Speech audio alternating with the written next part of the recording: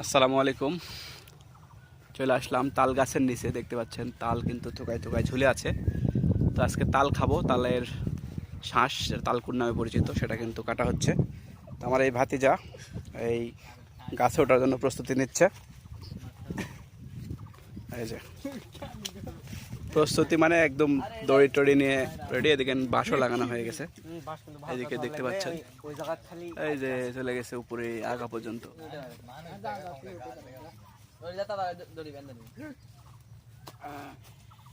উঠতেছে উঠতেছে গাছে। প্রস্তুতি নেওয়া শেষ এবং ওটা শুরু। কেন উঠতে পারতেছো?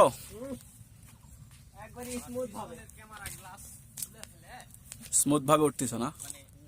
তাল তো প্রচুর আছে রে ভাই গাছে। মনে হচ্ছে ওরে তাল। এই যে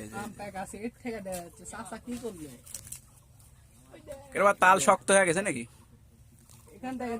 ওই যে জ্বালা গুলে নামাও, জ্বালা গুলে। হ্যাঁ, কতগুলো অপেক্ষা করতেছে, ছেলেগুলো অপেক্ষা করতেছে, সবাই অপেক্ষা করতেছে, শুধু একজনের অপেক্ষা। এই যখন তাল কেটে ফেলবে এরা মনে করেন যে খাওয়া শুরু করে দিবে, এরকম অবস্থা। মানে মুখে তো একবারে জল চলে আসছে এদের, এমন এক পরিস্থিতি। এমন পরিস্থিতি মানে নওগাঁর লোক তো আমের জন্য বিখ্যাত। আম খেতে খেতে তাল করে আম বলে ফেলছে, বুঝেন তাহলে কি অবস্থা। বাপুরে তালকুর খাওয়া হয় না তো কোনোদিন, দেখে শোনা আম খেতে খেতে আমের লিসে শালা তালকুরে আম বলে ফেলছে। উঠাই গেছে প্রায়, কাটা শুরু হয়ে যাচ্ছে।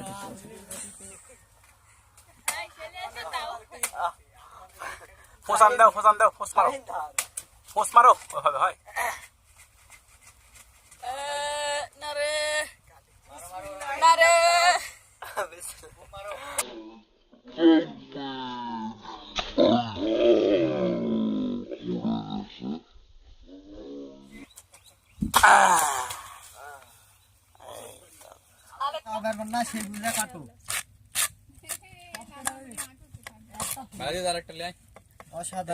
দেখি দেখি দেখি কেমন হচ্ছে এটা।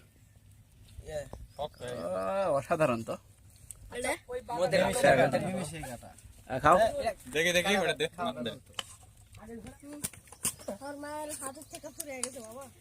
কেমন, সেই সেই অস্থির লেভেলের নাকি? এটা আমি তাল খাচ্ছি না, তালকুর আমি ভুলে যাচ্ছি মাঝে মাঝে।